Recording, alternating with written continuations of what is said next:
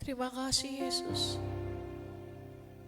Kami mau bawa penyembahan kami lebih dalam lagi masuk dalam hadirat-Mu yang kudus. Haleluya. Kami bersyukur untuk hari ini. Kami ada sebagaimana ada. Itu semua karena kemurahan, karena kebaikan-Mu dalam kehidupan kami. Terima kasih Yesus. Ya Rabbi ya Rasul. Ku ada sebagaimana ku ada, berdiri menghadap tatamu Bapa. Semua karena anugerah-Mu yang telah selamatkanku. Ku hidup dalam segala kelimpahan, ku layak untuk melayani Tuhan. Semua karena anugerah-Mu tercurah bagiku. Besar anugerah-Mu, berlimpah kasih-Mu. Semakin hari semakin bertambah besar anugerah-Mu.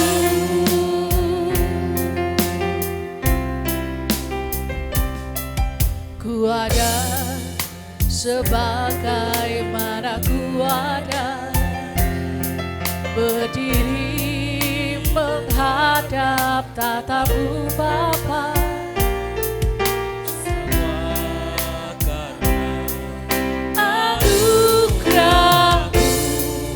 Yang telah selamatkanku. Ku hidup dalam segala kelimpahan, ku layak untuk melayani Tuhan. Semua karena anugerah-Mu tercurah bagiku. Besar anugerah-Mu,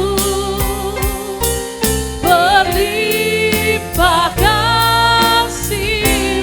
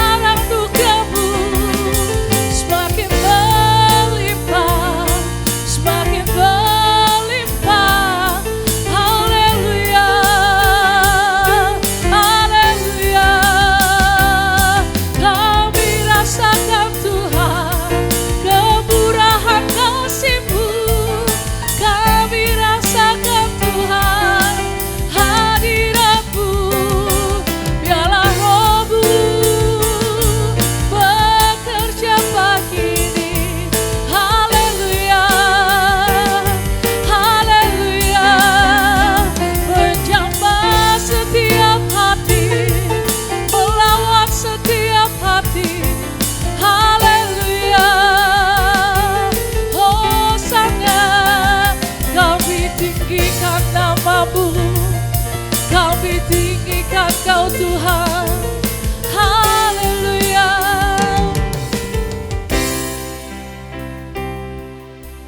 Layak dipuji, disembah, Kaulah yang bertata dulu, sekarang, dan selamanya.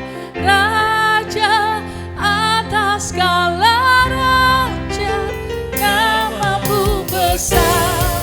Saya undang Bapak Ibu Saudara untuk bangkit berdiri. Kita mau sama-sama katakan layak dipuji, layak dipuji, disembah, Kaulah yang bertata dulu, sekarang, dan selamanya. Raja atas segala raja, namamu besar dan mulia.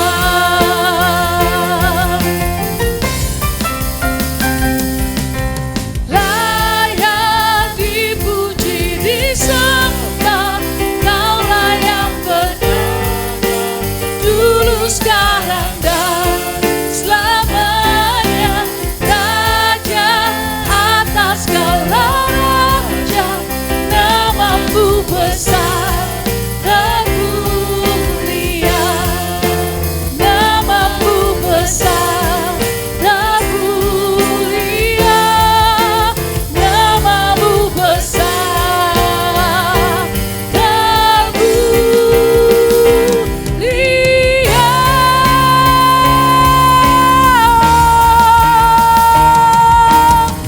Haleluya.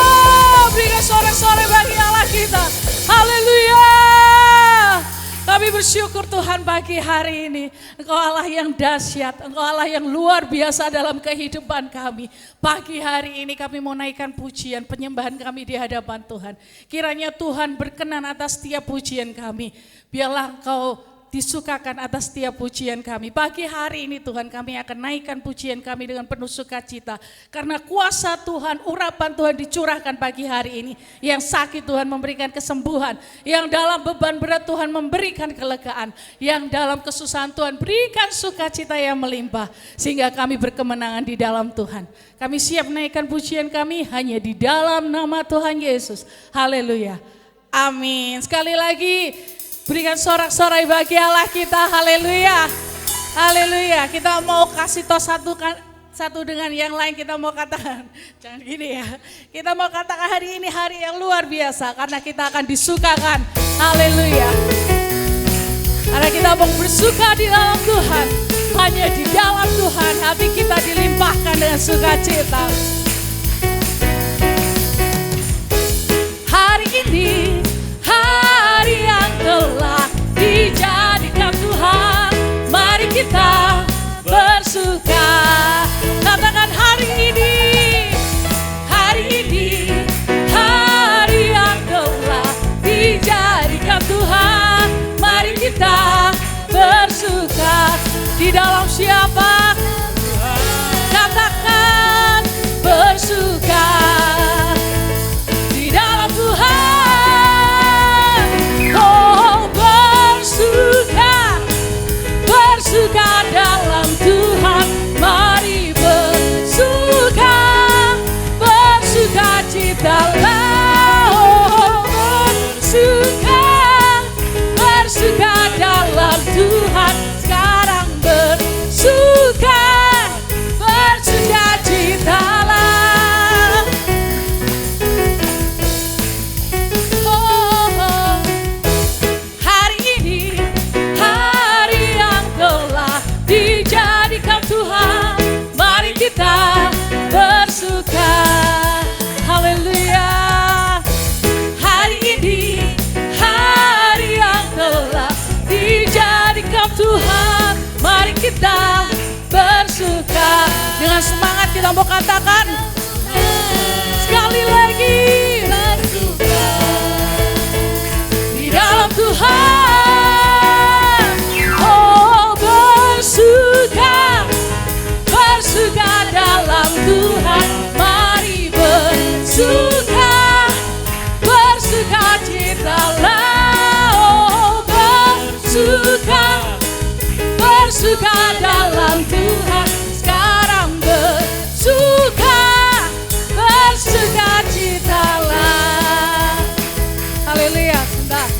Bapak Ibu, ini lagunya bersuka dan bersemangat, tetapi saya kurang melihat senyum Bapak Ibu Saudara. Boleh tengok kanan kiri, berikan senyum yang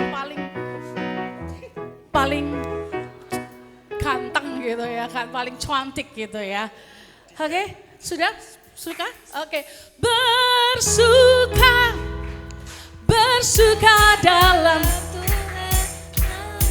nyanyikan dengan semangat, dengan senyum yang terbaik untuk Tuhan kita. Katakan bersuka, hey, bersuka dalam Tuhan, amin. Bersuka citalah, oh, bersuka dalam Tuhan. Mari bersuka citalah, oh,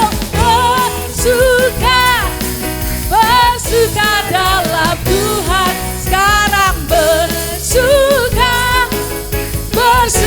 citalah. Sekarang bersuka. Kapan? Katakan bersuka citalah. Hey, haleluya, bersuka citalah. Walaupun dingin tapi kita tetap bersuka cita karena kita ada di dalam hadirat Tuhan. Amin. Sukacita surga dilimpahkan buat kita semua. Haleluya.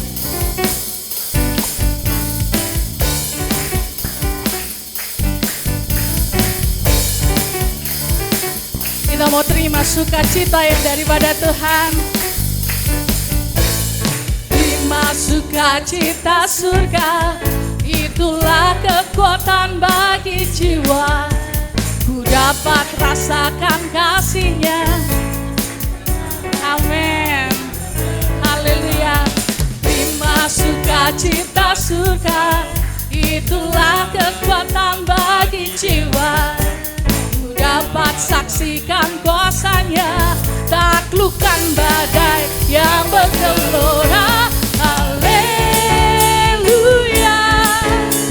Kau ada dalam hatiku, takkan patah semangatku, takkan hilang kekuatanku. Haleluya. Ku mau bersorak bagimu. Hey, sukacita surga nyata, hey, penuhiku.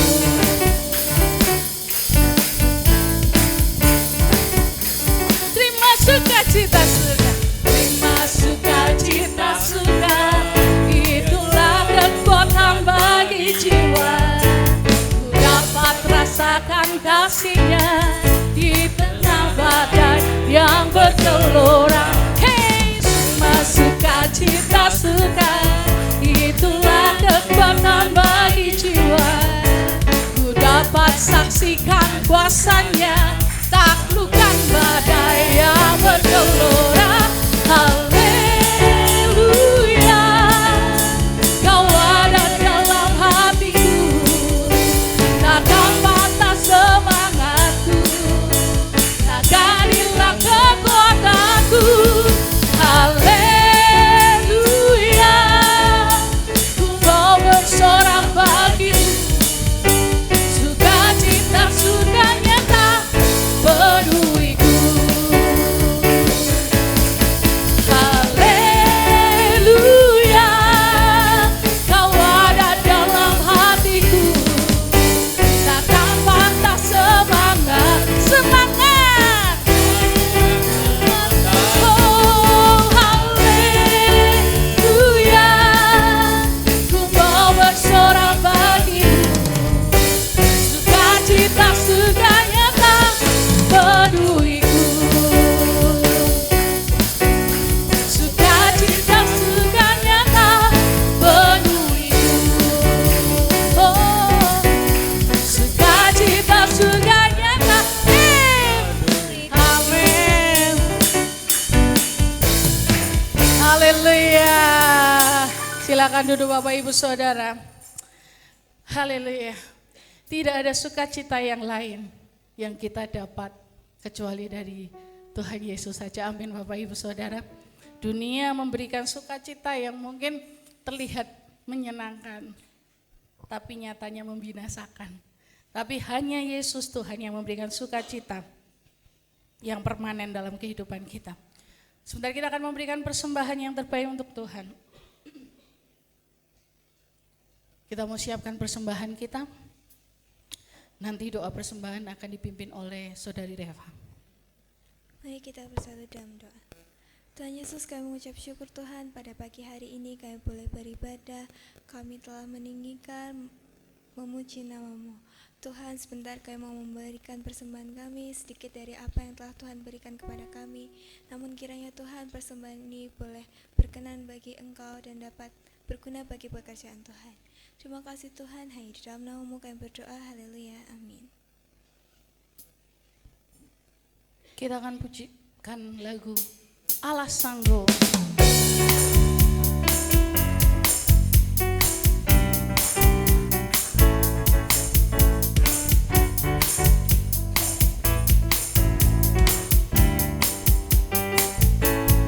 Apa yang tak pernah dilihat mata, yang tak pernah didengar telinga, yang tak pernah timbul di dalam hati, semua disediakan bagi yang mengasihi Dia.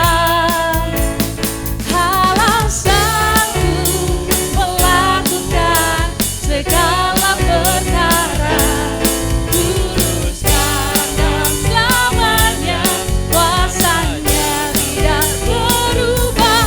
Allah sanggup melakukan segala perkara dulu, sekarang, dan selamanya, kuasanya tak berubah.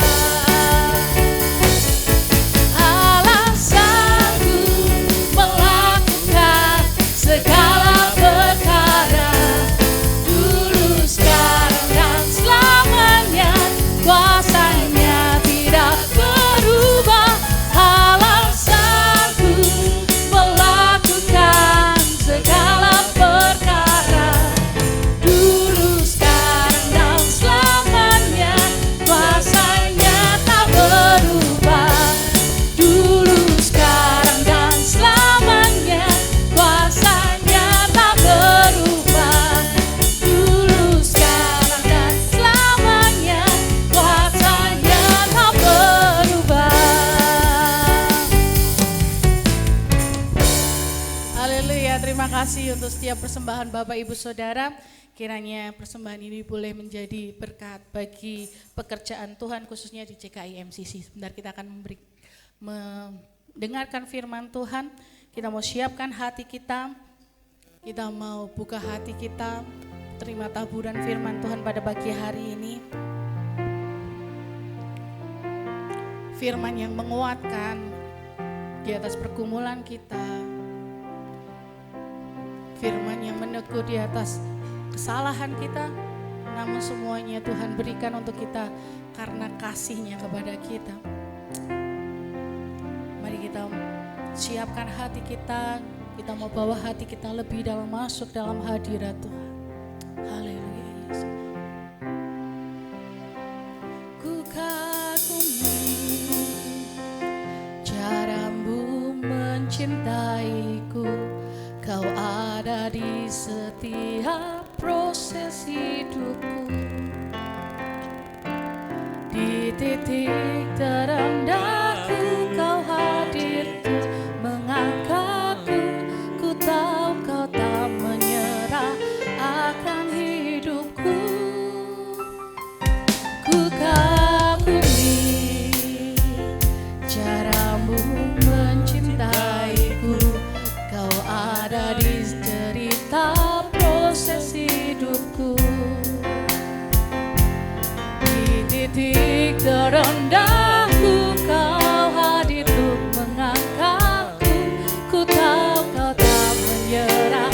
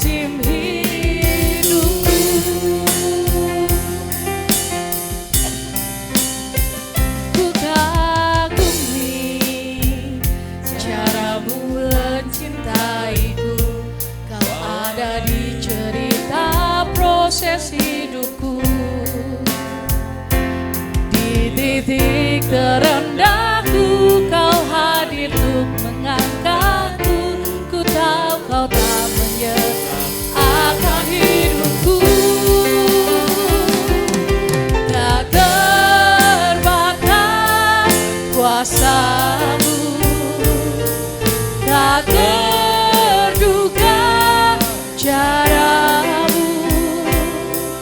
Kau yang kuandalkan di setiap langkah hidupku,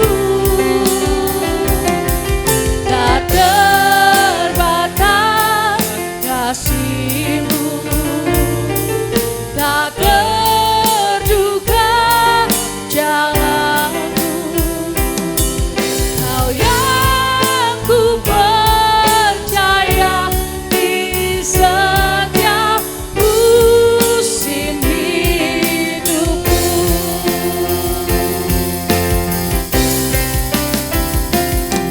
Tak terbatas waktu dan tempat saya atur kemana.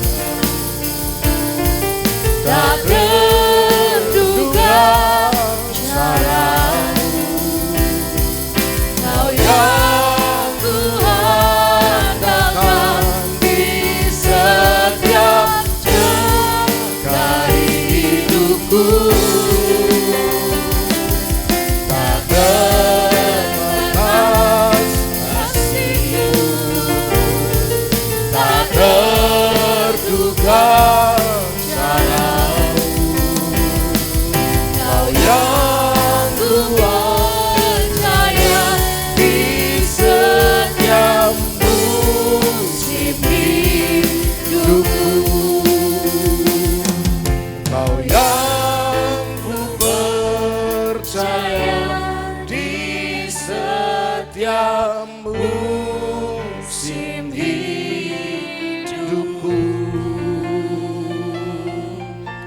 Segala hormat dan pujian kemuliaan hanya bagi Tuhan saja. Allah Bapa kami yang bertata dalam kerajaan surga yang mulia. Segala hormat, pujian, syukur kami persembahkan dan haturkan bagi kemuliaan nama Tuhan. Setiap nyanyian, pujian, penyembahan, pengagungan kami kiranya menyenangkan hatinya Tuhan.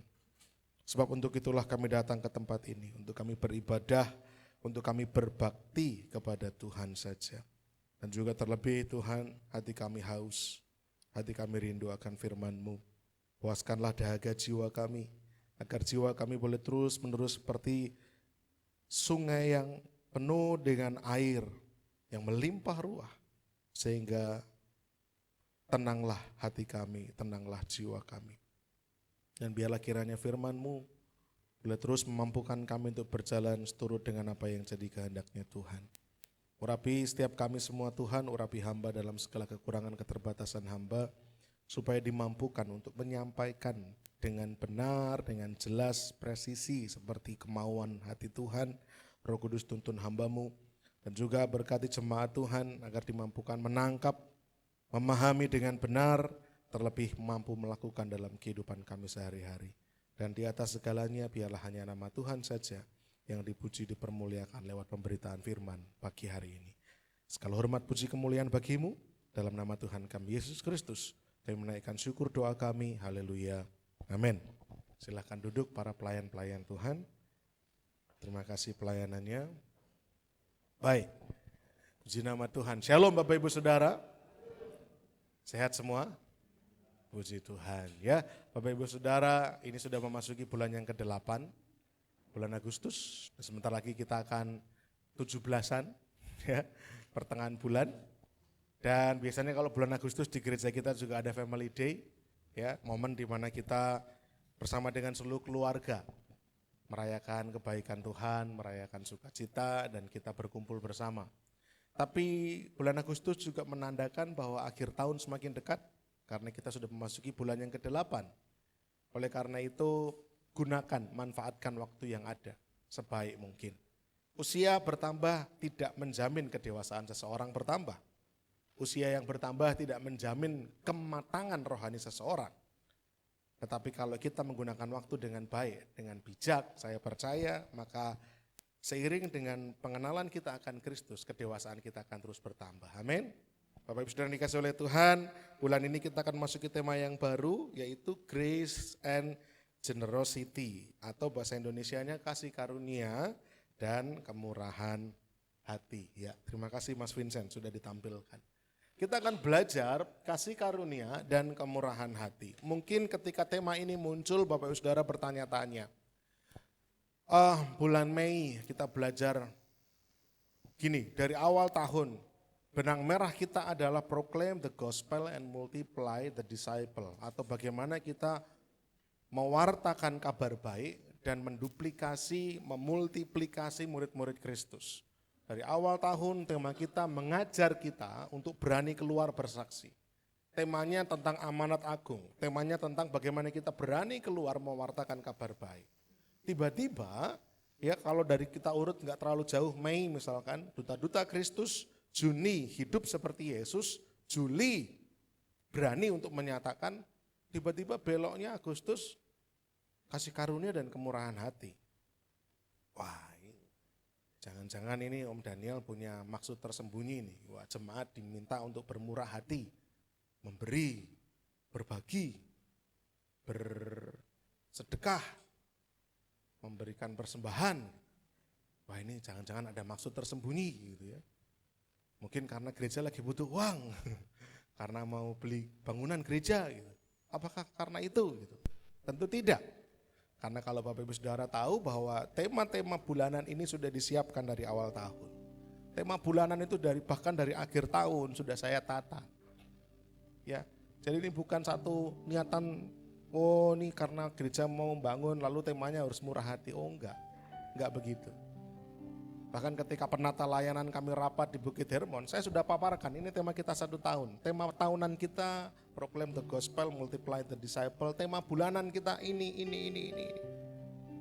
Ya, jadi ketika muncul tema bulan Agustus ini bukan tema yang baru dibuat baru-baru saja, tidak. Tetapi tema yang sudah dipersiapkan jauh-jauh hari. Nah, lalu pertanyaannya apa kaitannya berani bersaksi? Bagaimana kaitannya sebagai duta-duta Kristus harus memiliki kasih karunia dan kemurahan hati? Nah, saya akan terangkan dan biarlah ini boleh menjawab Bapak Ibu Saudara. Bahwa 2 hal ini sangat erat kaitannya dengan kesaksian. Ya, sudah dikasih oleh Tuhan hari-hari ini kalau kita mau perhatikan. Ada semacam rasa enggan di hati orang Kristen untuk keluar bercerita tentang Yesus. Ada rasa malas, ada kecenderungan tidak mau. Cerita tentang Yesus cukup di gereja saja. Ketika khotbah, ketika kesaksian, ketika mimpin pujian, cerita tentang Yesus cukup di kalangan internal kita saja.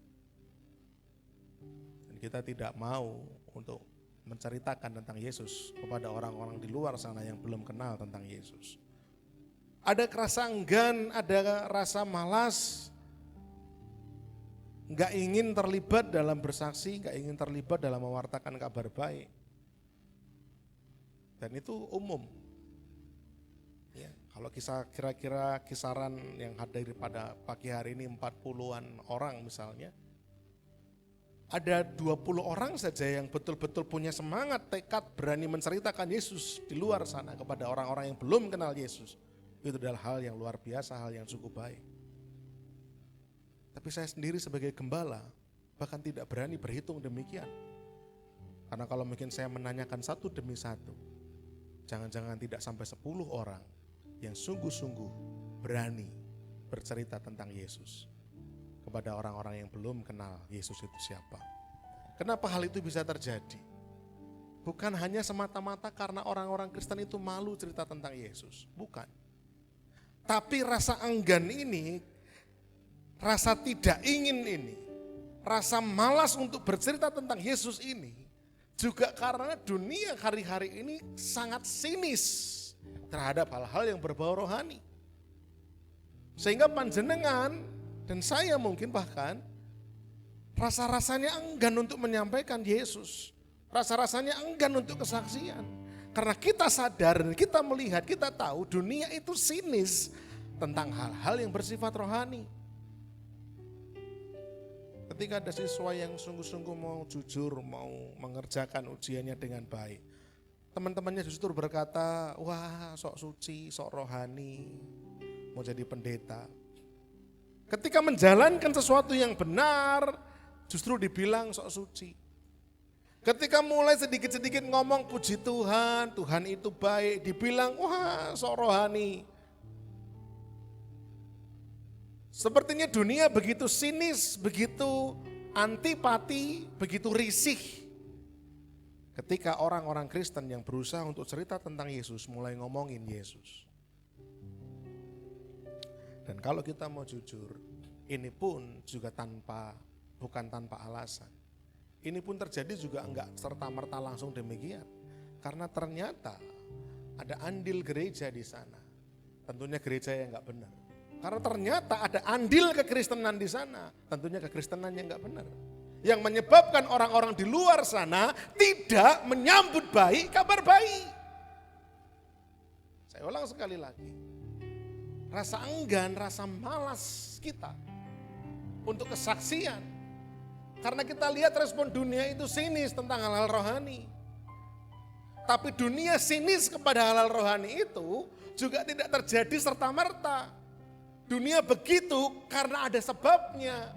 Dan sebabnya itu pun tidak lepas dari peran gereja, tentunya gereja yang enggak benar, tidak lepas dari pengaruh orang-orang Kristen, kekristenan, tentunya kekristenan yang enggak benar. Yang membuat dunia risih dan enggak suka dengan kabar baik. Namanya saja kabar baik, harusnya disambut dengan baik. Tetapi yang kita lihat, dunia tidak sebaik itu menerima kabar baik. Lalu kenapa demikian? Kenapa bisa begitu? Ada beberapa hal yang terjadi yang kita harus melihat realitanya. Ada teologi-teologi yang ngawur, teologi-teologi yang gak benar yang diajarkan di gereja. Yang membuat orang-orang Kristen kemudian termanipulasi oleh pengajaran-pengajaran semacam itu.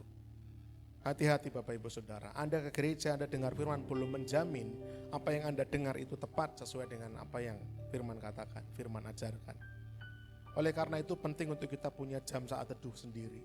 Itu penting untuk kita punya waktu merenungkan firman sendiri, membuka telinga ini kepada suara Tuhan, bukan keinginan kita. Tapi apa yang jadi keinginannya Tuhan. Kita dengar suara Tuhan. Teologi kemakmuran. Seorang warga di Kenya bilang, saya berhutang agar dapat keajaiban. Kenapa bisa begitu? Karena setiap kali dia minta-minta doa kepada pendetanya minta bayaran. Sampai dia harus terjerat hutang. Supaya dia bisa kasih persembahan kepada pendetanya setiap kali dia minta didoakan. Ya pantaslah kalau dunia tidak menyambut baik kabar baik. Karena orang-orang yang mengaku perwakilan kerajaan Allah, orang-orang yang mengaku dari mulutnya keluar kabar baik, ternyata melakukan hal-hal semacam ini. Jemaat dimanipulasi untuk mengikuti kehendak pendeta, mengikuti kehendak gembala. Ini realita. Dunia akhirnya kemudian melihat, oh ternyata gereja begitu ya.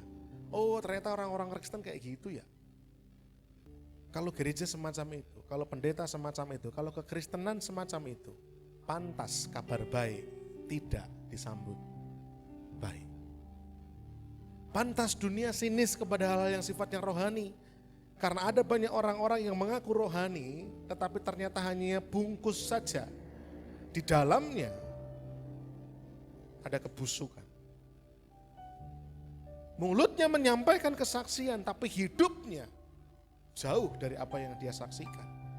Muridnya menceritakan tentang Yesus, tapi hidupnya tidak mewakili Yesus yang dia ceritakan. Bagaimana dunia tidak sinis terhadap hal yang rohani. Bagaimana dunia tidak menolak kabar baik. Kalau gereja, kalau orang-orang Kristen seperti ini hanya baru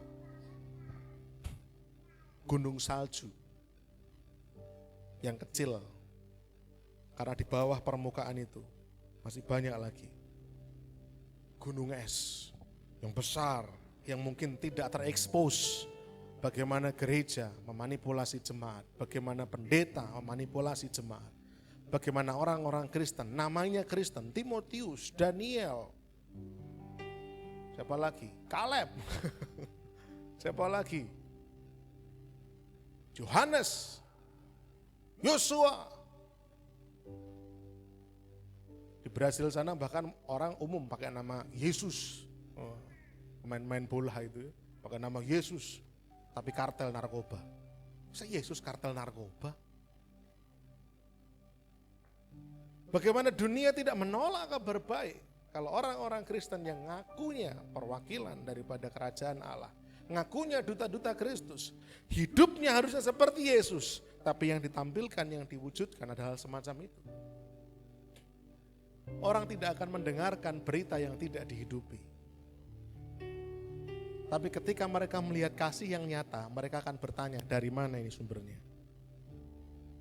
Orang gak akan mendengarkan dan gak mau buka telinga terhadap hal-hal, cerita-cerita, kesaksian-kesaksian yang ternyata tidak dihidupi oleh yang ngomong.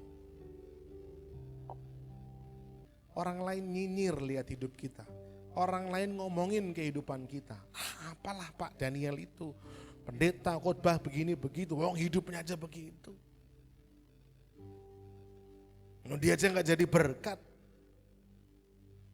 Ya pantaslah dunia gak menyambut baik kabar baik. Karena ternyata ada orang-orang Kristen, oknum-oknum Kristen yang begitu. Tapi ketika kesaksian kita bisa dipercaya melalui kasih kita, maka orang-orang akan mulai bertanya, dari mana sumbernya ini? Dari mana asalnya ini? Kenapa orang ini bisa demikian? Kenapa orang ini bisa beda dari yang lainnya? Kenapa orang ini bisa menampak bersinar, orang ini bisa nampak memberkati, kehadirannya dinanti-nanti. Dari mana sumbernya? Itulah yang terjadi pada jemaat mula-mula. Mereka mengalami tekanan, mereka mengalami ancaman, dilarang untuk bersaksi. Nanti kita akan baca ayatnya. Tapi justru kesaksian mereka meledak, mengakar kuat dan menyentuh banyak jiwa. Sehingga terus terjadi multiplikasi jiwa-jiwa. Bahkan sampai dikatakan Yerusalem dipenuhi dengan ajaran Kristus. Bapak Ibu Saudara yang dikasih oleh Tuhan, mari kita baca ayat kita bulan ini, yang akan kita belajar bagaimana kaitannya kasih karunia dan kemurahan hati itu sungguh-sungguh erat hubungannya, erat kaitannya dengan kesaksian. Kisah Para Rasul pasal yang keempat ayat 33 sampai dengan 35. Silakan dibuka di Alkitab panjenengan atau bisa juga dibaca di layar yang sudah disiapkan. Kisah Para Rasul pasal yang keempat ayat 33 sampai dengan 35 saya akan bacakan.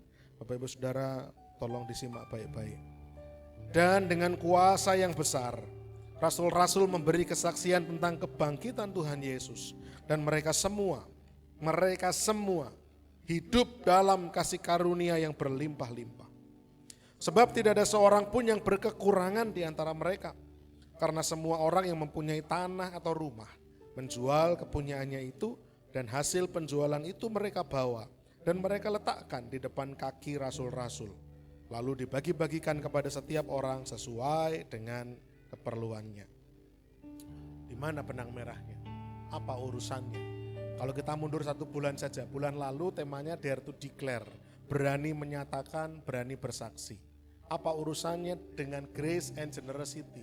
Apa urusan berani bersaksi, berani menyatakan dengan kasih karunia, dengan kemurahan hati? Kaitannya apa? Yang pertama, kaitannya dengan kasih karunia. Sumber kekuatan dan keberanian kita dalam bersaksi itu semata-mata kasih karunia. Nah, saya akan terangkan. Kok bisa begitu? Oh iya, bisa. Persoalan terbesar orang-orang Kristen ketika didorong untuk bersaksi, jawabannya begini. Respon pertama, saksian apa ya? Coba diingat-ingat. Ayo Bunyuman bersaksi ya. Saksian apa ya? Cari, minggu depan aja. Ayo Mbak Dita bersaksi. Aduh, nggak ngomong, nggak persiapan Pak, gitu kan. Saksian apa ya? Ayo Pak Ruli bersaksi. Bariki aku gitu, harus nyari gitu kan. Persoalan terbesar ketika kita diminta untuk bersaksi atau ketika kita bertemu dengan orang dan kita terdorong hati kita, ayo ngomong tentang Yesus yuk, ayo cerita tentang kebaikan Tuhan yuk. Kita mencari-cari, aku ngomongin yang mana ya? Kenapa itu bisa terjadi? Kenapa kita begitu sulit cerita tentang sesuatu yang kita rasakan dan terima dari Tuhan. Kenapa? Karena selama ini pikiran kita ketika kita bersaksi adalah berdasarkan dari apa yang telah saya alami, telah saya rasakan, telah saya lakukan. Fokusnya ada pada saya. Loh, kalau saya pas lagi mengalami penjualan yang baik, saya kesaksian. Pas kalau saya disembuhkan, saya kesaksian. Fokusnya ada pada saya. Kenapa kita sulit menemukan cerita, menemukan episode hidup kita yang bisa kita ceritakan? Karena kita sedang ketika ditodong bersaksi, kita mencari-cari apa ini yang dalam waktu dekat ini yang saya rasakan, yang saya lakukan, yang saya ini nggak ketemu nih, gitu kan?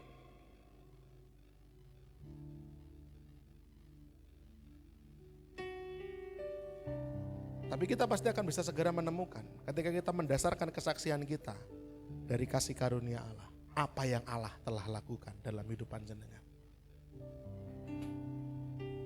Apa yang telah Allah lakukan. Sesederhana itu. Bahkan ketika Wahyu masih bisa narik Shopee aja. Pulang dengan selamat, utuh. Itu karena Allah telah lakukan sesuatu. Bahkan ketika Eko bisa pulang kerja, rebahan, sekalipun badan capek tapi bisa istirahat dengan nyenyak. Karena Allah memberikan kasih karunia-Nya bisa istirahat dengan nyenyak. Itu sesuatu yang bisa kita ceritakan. Kita bangun tidur masih bisa bernafas. Kata Bu Nyoman. Karena Allah yang memberikan nafas hidup itu. Kita bisa ceritakan. Selama ini kita mencari-cari apa ya yang aku lakukan, apa yang aku rasakan, apa yang aku kerjakan ya. Gak ketemu nih gitu kan. Kita sulit bersaksi. Tapi kalau kita menjadikan kasih karunia Allah sebagai sumber kekuatan keberanian kita bersaksi, kita akan selalu menemukan. Karena banyak hal yang telah kita terima dari Tuhan. Kemarin saya tanya sama itu, kamu sekolah di mana sekarang? SMK Negeri 2, Om. Kamu ingin sekolah di situ? Iya. Kamu sekolah di situ karena kepintaranmu, karena kehebatanmu? Bukan. Karena berkat Tuhan. Pola pikirnya harus begitu. Satria, kamu masih punya bapak dan ibu? Saya tanya kemarin di Metanex, punya Om. Masih lengkap bapak ibumu? Lengkap Om. Apakah karena bapak ibumu menjaga kesehatan mereka, rajin olahraga sehingga mereka masih umur panjang? Bukan, karena berkat Tuhan. Kalau kita mendasarkan kehidupan kita ini pada kasih karunia Allah, kita tidak akan pernah kehabisan cerita untuk bisa kita ceritakan. Amin. Persoalannya, selama ini kita hidup mengandalkan kekuatan kita, mengandalkan diri kita sendiri. Kemudian generosity, apa kaitannya dengan kesaksian? Kalau kasih karunia, kaitannya adalah dialah akar kesaksian kita, dialah sumber kesaksian kita, kasih karunia Allah. Kalau kemurahan hati apa? Kemurahan hati adalah produk terjelas. Kemurahan hati adalah produk ternyata terbaik daripada kesaksian. Ketika kita belibet ngomong, ketika kita nggak bisa bicara dengan lancar untuk bersaksi, kemurahan hati itu wujud kesaksian paling jelas tanpa perlu banyak bicara. Amin. Gak perlu banyak ngomong. Kemurahan hati menunjukkan kesaksian yang paling nyata. Sehingga grace and generosity, kasih karunia dan kemurahan hati itu erat sekali kaitannya dengan kesaksian. Kalau kesaksian ada di tengah-tengahnya, maka kasih karunia adalah alasan bersaksi, sumber kesaksian, akar dari kesaksian kita. Dan kemurahan hati adalah wujud paling nyata, wujud paling terbaik daripada kesaksian kita. Lepaskan kedua hal ini, kesaksian kita ampang. Ketika kesaksian kita didasarkan bukan pada kasih karunia Allah, engkau sedang menceritakan kehebatan. Ketika kesaksian kita tidak disertai dengan kemurahan hati, orang akan mempertanyakan kesaksian. Otentik enggak? Karena kita hanya bicara tapi enggak mewujudkan. Dua hal ini, itu mata rantai yang enggak bisa dilepas dari kesaksian kita. Firman yang tadi kita baca, latar belakangnya begini. Petrus Yohanes itu habis mengadakan mukjizat, menyembuhkan seorang yang lumpuh dari lahir. Orang lumpuh dari lahir, Bapak Ibu. Pengemis di gerbang indah. Ketika Petrus Yohanes hendak masuk ke dalam bait Allah dan beribadah, Ada orang yang lumpuh dari lahirnya. Orang ini teriak-teriak untuk dia dikasihani. Supaya dia mendapatkan uang, untuk uang itu bisa dipakai untuk penghidupannya. Tapi ketika Petrus melewati orang itu, Petrus ngomong begini, emas perak aku enggak punya, tapi apa yang kau perlukan aku punya, demi nama Yesus Kristus orang Nazaret itu berjalanlah. Jalan orang itu. Gempar, geger. Orang itu kemudian bahkan melompat-lompat masuk ke dalam bait Allah. Orang-orang mengenalnya sebagai orang yang gak bisa jalan dari lahir. Geger orang-orang. Sehingga akhirnya kemudian firman Tuhan semakin diperluas. Kesaksian semakin merebak. Karya Tuhan ajaib itu semakin banyak orang kemudian menjadi percaya. Orang-orang Yahudi, terutama pemimpin-pemimpin agama Yahudi. Orang-orang Farisi, ahli-ahli Taurat. Merasa itu sebagai ancaman. Mereka kemudian memanggil Petrus Yohanes dalam mahkamah agama. Bawa itu Petrus dan Yohanes. Petrus Yohanes datang ke mahkamah agama, lalu mahkamah agama mengancam mereka.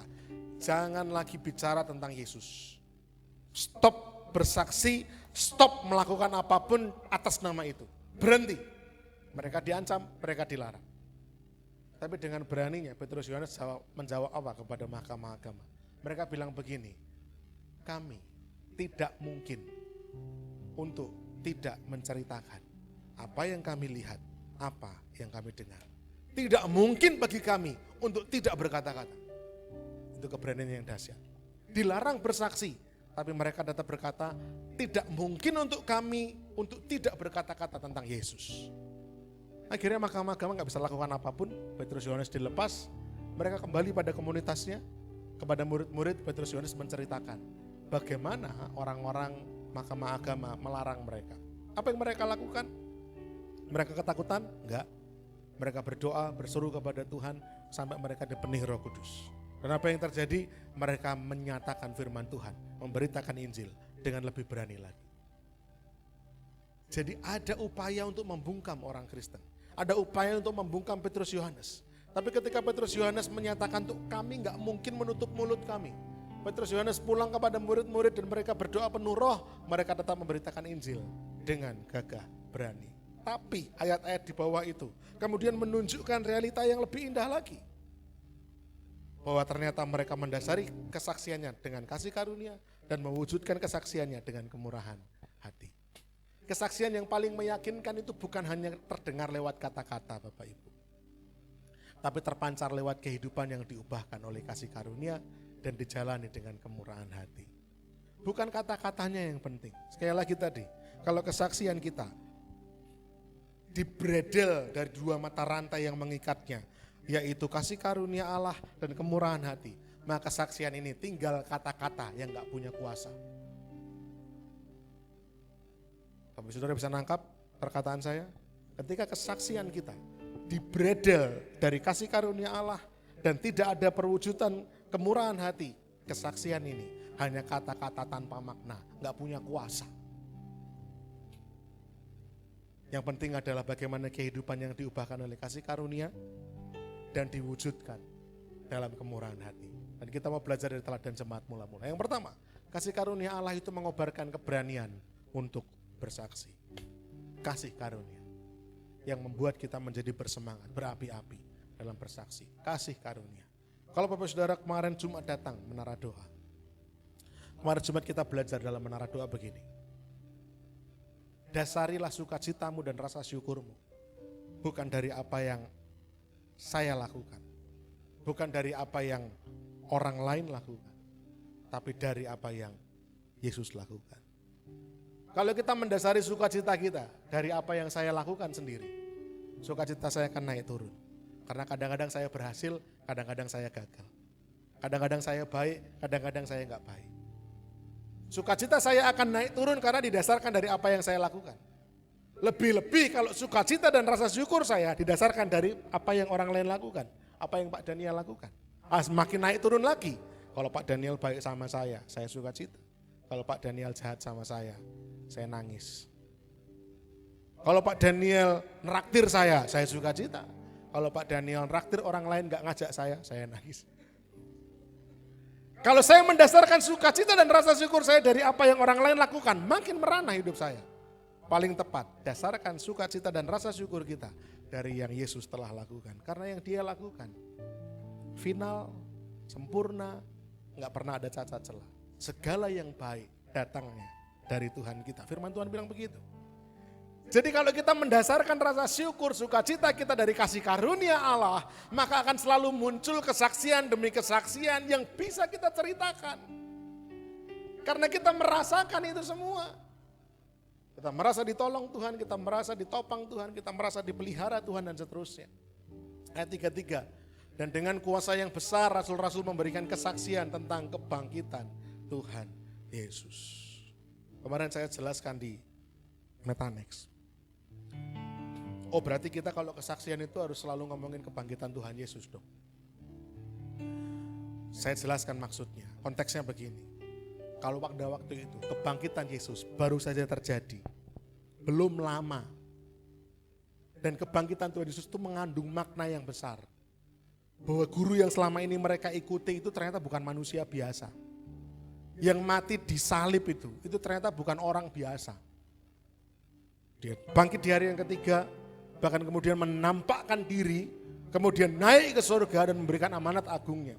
Sehingga cerita tentang kebangkitan Yesus itu menjadi demikian spektakuler dan orang-orang bisa menangkapnya itu. Karena mereka ngerti betul peristiwa itu belum lama. Nah kalau kita sekarang bersaksi, apakah lalu saklek tentang kebangkitan Tuhan Yesus? Setiap kali ketemu sama orang yang belum percaya gitu, Tuhanku itu loh, itu bangkit. Dia hidup. Langsung begitu, ya orang bingung. Bukan begitu. Lalu bagaimana? Yang pertama, kebangkitan Yesus itu berbicara perjumpaan. Murid-murid ketika Yesus bangkit, murid-murid ditemui sama Tuhan Yesus. Ada yang ditemui dalam perjalanan ke Emmaus. Ada yang ditemui ketika mereka mengurung diri dalam sebuah ruangan.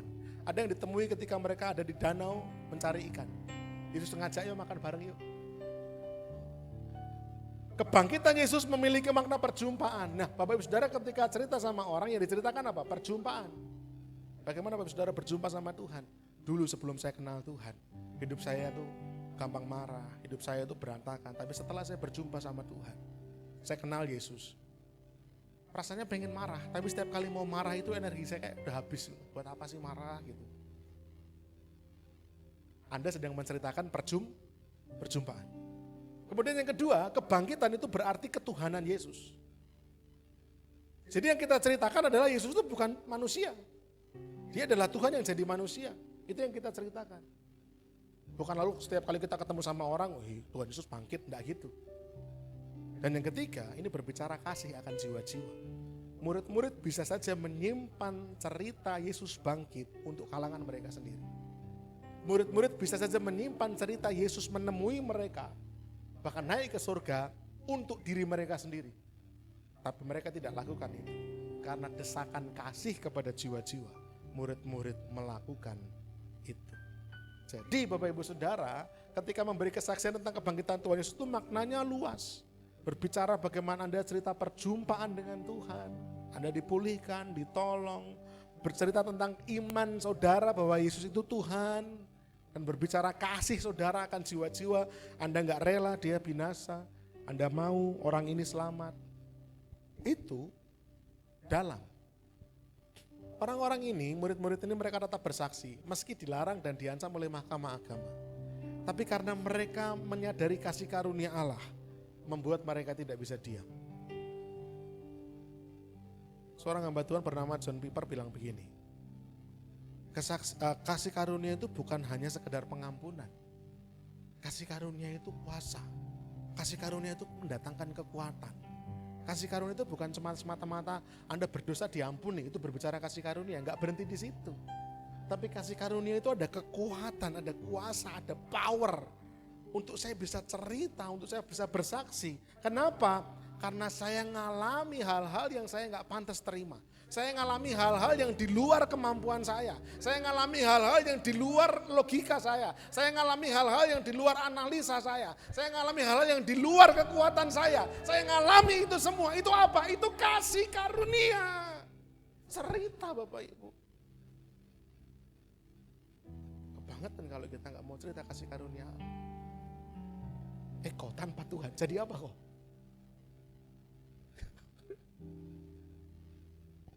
Kalau kita bisa berpikir sampai sejauh itu, mulut kita ini gak kekurangan cerita. Tanpa Tuhan jadi apa Daniel Raharjo ini? Bapak Ibu Saudara, kasih karunia itu bukan sekedar pengampunan kita dibebaskan dari dosa dan hukuman kekal. Tapi kasih karunia itu bicara kekuatan yang besar. Karena kita menyadari apa yang kita pegang, apa yang kita pakai, apa yang kita miliki semua ini. Apa yang kita alami, apa yang kita rasakan. Itu semua datangnya dari Allah. Dan itu bisa kita ceritakan pada banyak orang. Kasih karunia bukan hanya berbicara pengampunan tapi kekuatan. Tanyakan pada diri sendiri, yuk masing-masing. Daripada ngantuk, tanya pada diri sendiri. Daripada teklak-tekluk, tanya sama hati kita. Hati, ayo jawab, bangun. Tangi, cuturu. Ini penting. Tanya pada diri sendiri. Kalau saya benar-benar sadar, saya diselamatkan karena kasih karunia. Kalau saya benar-benar sadar, saya ditopang sama kasih karunia. Kalau saya benar-benar sadar, saya dipelihara sama kasih karunia. Kalau saya benar-benar sadar, saya ditolong karena kasih karunia. Masihkah saya diam? Gak mau cerita tentang Yesus. Jemaat mula-mula dilarang bicara tentang Yesus. Tapi kasih karunia membuat mereka tidak bisa menutup mulut mereka untuk bersaksi. Apa dorongan terbesar kesaksianmu? Apa dorongan terbesar kesaksian Bapak Ibu Saudara? Apa dorongan terbesar pelayanan Bapak Ibu Saudara? Apa dorongan terbesar iman Bapak Ibu Saudara? Apa dorongannya? Ego kita pribadi atau kasih karunia? Kalau ego pribadi, maka saya bersaksi kalau saya mengalami. Saya bersaksi kalau saya melakukan. Saya bersaksi kalau saya diberkati. Saya melayani kalau saya beraktivitas rohani kalau saya. Dasarnya itu ego pribadi. Saya mau melayani kalau saya menerima ini, kalau saya mencapai ini, kalau saya dihargai ini, kalau saya mendapatkan ini. Dorongannya apa? Tapi kalau kasih karunia, karena saya telah diberkati, karena saya telah ditopang, karena saya harusnya hancur tapi dipulihkan. Karena saya harusnya binasa tapi saya diselamatkan.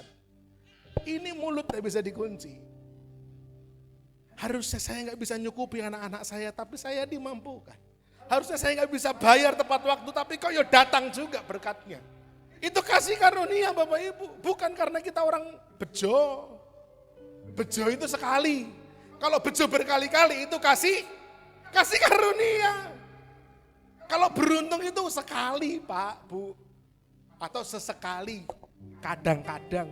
Tapi kalau berkali-kali itu bukan bejo. Itu karena kasih karunia Allah melingkupi panjenengan semua. Lalu apa alasan kita masih diam dan tidak mau cerita? Yang kedua, kemurahan hati membuat kesaksian kita tidak terbantahkan. Yang pertama tadi, kesaksian ini jangan didasarkan pada saya atau orang lain. Tapi dasarnya harus pada kasih karunia Allah. Apa yang Allah kerjakan, sumber kesaksian kita gak akan bisa habis. Sumur kesaksian kita itu adalah kasih karunia Allah. Nah, supaya kesaksian ini betul-betul bisa berkuasa, lakukan itu dalam bentuk kemurahan hati. Kemurahan hati tidak selalu berbicara uang tentunya. Anda bermurah hati memberi waktu, Anda bermurah hati memberi tenaga, Anda bermurah hati memberi perhatian, itu adalah kemurahan hati. Tapi kalau ada harta ya dibagi juga lah. Jangan yang penting kan perhatianku, uangnya ya jangan. Kemurahan hati berbicara bagaimana apa yang Anda miliki, Anda punyai diberikan kepada orang lain. Ayat yang ke-33b bilang begini, mereka semua hidup dalam kasih karunia yang melimpah-limpah. Limpah-limpah kasih karunia. Limpah-limpah itu artinya penuh sampai keluar-keluar, sampai tumpah-tumpah. Lalu untuk apa ini? Supaya kita bisa memberikan. Supaya yang limpah ini bisa diberikan, dibagikan. Sampai akhirnya ayat yang ke-34, tidak ada seorang pun yang berkekurangan di antara mereka. Jemaat mula-mula mereka jual harta, jual tanah, jual rumah, bahkan membagikannya. Bukan karena paksaan, tapi karena hati yang dibakar oleh kasih Kristus. Mereka melihat saudara seiman mereka memerlukan, mereka tolong, mereka topang. Mereka melihat jemaat yang membutuhkan, mereka bergerak. Tapi ini dorongan dari hati. Anda gak bisa menuntut. Loh kalau jemaat mula-mula begitu, kok saya nggak merasakan ya orang lain begitu sama saya, pola pikir Anda keliru. Firman ini diajarkan supaya Anda murah hati, bukan malah menghakimi. Saya ulang lagi. Firman ini dikatakan, diajarkan supaya Anda itu terlibat sebagai pribadi yang memberi. Bukan merasa harusnya saya berhak diberi. Dan menghakimi orang lain. Dijauhkan daripada itu. Anda bisa paham perbedaannya? Saudara bisa nangkap maksud saya? Wahyu, aman. Anda dengar ini. Wahyu dengar ini.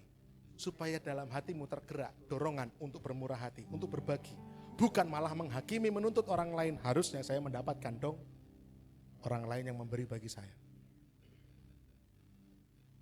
Paham?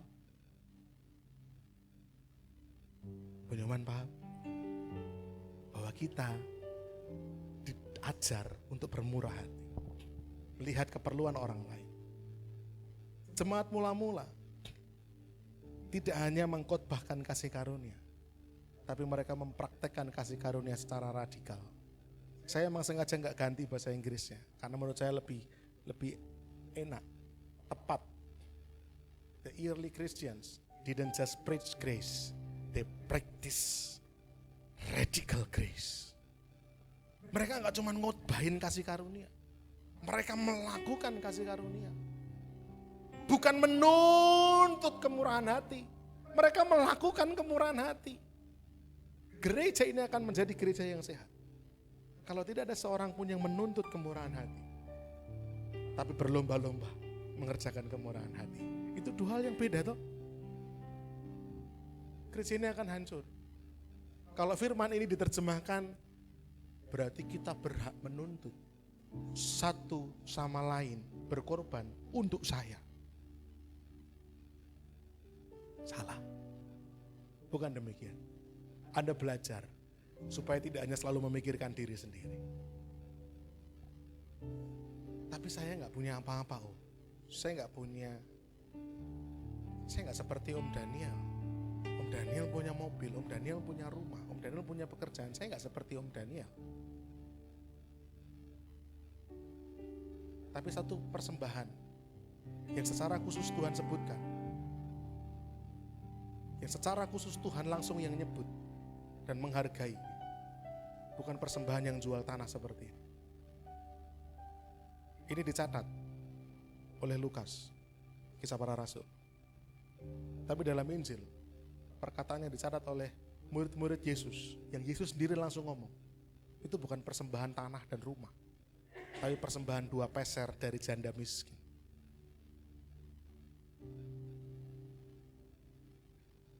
Ketika orang-orang maju ke depan dan mempersembahkan, orang-orang mempersembahkan harta milik mereka. Ada seorang janda yang hanya punya 2 peser, itu saja uangnya. Itu saja uangnya, 2 peser. Dia persembahkan. Itu menarik perhatian Tuhan Yesus. Dan dia apresiasi, dia hargai. Satu-satunya persembahan yang Tuhan langsung ngomong, ibu ini, dia memberi dari apa yang dia miliki. Semuanya, seluruhnya. Bapak Ibu Saudara, bukan nominalnya. Yang bisa bermurah hati hanya mereka yang kaya, mereka yang uangnya banyak. Semangat kemurahan hati. Kalau Bapak Saudara baca tadi, apakah hanya dilakukan oleh jemaat-jemaat yang punya? Enggak. Mereka mengatakan apa? Semua orang. Dalam jemaat mula-mula itu, semua orang. Sekali lagi, kita belajar firman ini bukan untuk menuntut sesama kita melakukan kemurahan hati. Kita mendengar firman ini untuk mengajar diri kita sendiri melakukan kemurahan hati. Paulus bilang jangan berlari dengan melihat lari temanmu. Paulus bilang berlombalah dalam perlombaan imanmu sendiri. Enggak usah tengok kanan kiri. Dengar firman ini malah, oh kenapa dia enggak menolong saya? Oh kenapa dia enggak memberkati ini? Oh kenapa dia enggak usah. Nilai diri kita sendiri. Saya sudah melakukan belum? Saya sudah melakukan ini belum? Cross check masing-masing. Berhenti jadi penilai kanan kiri kita. Kita bertanggung jawab sendiri kok sama Tuhan. Kelak nanti urusan saya akan saya pertanggungjawabkan sama Tuhan. Kelak nanti urusan Bonyoman akan dipertanggungjawabkan sama Tuhan. Masing-masing. Saya nggak bisa datang sama Tuhan. Tuhan mau lapor Tuhan, Pak Daniel itu loh Tuhan, mosok. Tuhan akan bilang, tangannya Tuhan langsung taruh di mulut saya gitu kan. Ya Tuhan, nggak usah ngomongin orang lain. Cerita tentang apa yang kamu kerjakan. Enggak, maksudku saya mau laporan dulu Tuhan Bonyoman. Gak usah urusi urusannya orang lain. Hidupmu bagaimana? Bapak Ibu Saudara, firman ini ngajar kita untuk bermurah hati. Kemurahan hati membuat berita Injil yang kita bawa itu menghadirkan jawaban. Bukan nambah persoalan, tapi jadi jawaban. Kemarin ketika saya ngobrol sama anak-anak muda dalam Metanex, salah satu pertanyaan diskusi yang saya lontarkan begini.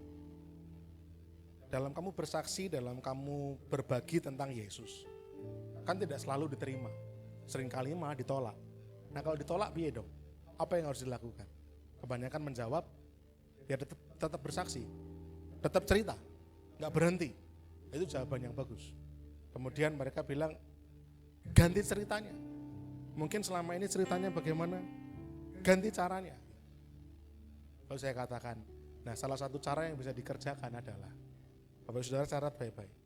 Kalau kesaksian kita tidak menarik bagi orang yang kita hadapi, barangkali kesaksian panjenengan itu berbicara tentang apa yang panjenengan inginkan, bukan apa yang dia inginkan. Kalau kita cerita sama, anggap Pak Daniel orang yang belum kenal Yesus. Pak, aku bersyukur loh Pak, Tuhan itu tolong saya, daganganku dia ingin sepi banget. Saya ingin sama Tuhan ditolong, wah kalau bukan karena Tuhan Yesus. Pak Daniel mungkin akan mikir, kan daganganmu, itu daganganku. Kan sing obati kowe, itu aku. Cerita baik gitu. Karena yang kita ceritakan apa yang kita inginkan, yang kita ceritakan apa yang kita mau ceritakan. Bapak Ibu Saudara, mari belajar untuk mendengar dengan baik. Salah satu cara bersaksi dengan solid, kuat adalah ceritakan apa yang dia perlukan. Tapi kita perlu tahu dulu dia butuh apa, dia perlu apa. Ternyata dia sedang kacau rumah tangganya. Ya kita ngomong, bagaimana Tuhan itu bisa menolong rumah tangga seseorang. Ternyata dia dia punya masalah di pelayanannya. Ya kita ngomong. Dia punya masalah di ekonominya. Ya kita ngomong tentang ekonominya. Apa yang kita ceritakan adalah apa yang dia perlukan. Kemurahan hati ini akan melengkapi kesaksian kita, sehingga kesaksian kita nanti pada akhirnya menjadi jawaban yang diperlukan. Orang yang mendengarkan kesaksian kita akan merasa lega karena kebutuhannya terjawab. Yang jadi pertanyaannya terjawab. Yang jadi kegelisahannya terjawab. Lewat apa yang kita kerjakan. Kemurahan hati itu bisa bekerja di situ.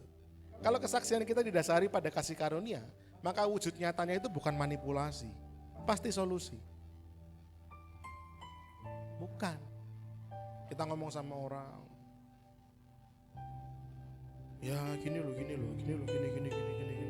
Wah, tapi ini aku ngomong apa adanya ini nanti orang ini malah jadi begini, jadi begitu. Saya sebentar, tak ganti pembicaraanku, ganti skenario-nya. Kita berusaha untuk memanipulasi banyak hal karena kita ingin orang ini hasilnya seperti apa yang kita mau, jadinya seperti apa yang kita inginkan. Kalau dorongannya kasih karunia, enggak Bapak Ibu. Yang kita ceritakan apa sih? Semata-mata tentang Tuhan. Kita nggak perlu bingung menata ini, menata itu. Kita nggak perlu bingung. Kita tinggal cerita aja kok langsung sok kabeh gitu dah. Bener nggak? Cerita aja sok kabeh gitu tentang kebaikan Tuhan. Tuhan itu peduli sama hidupmu. Tuhan itu sayang sama kamu. Kalau ngajak orang ke gereja, nggak harus juga ke gereja sini misalkan. Karena kita nggak punya kepentingan apa-apa untuk bercerita. Kita bukan memanipulasi mereka.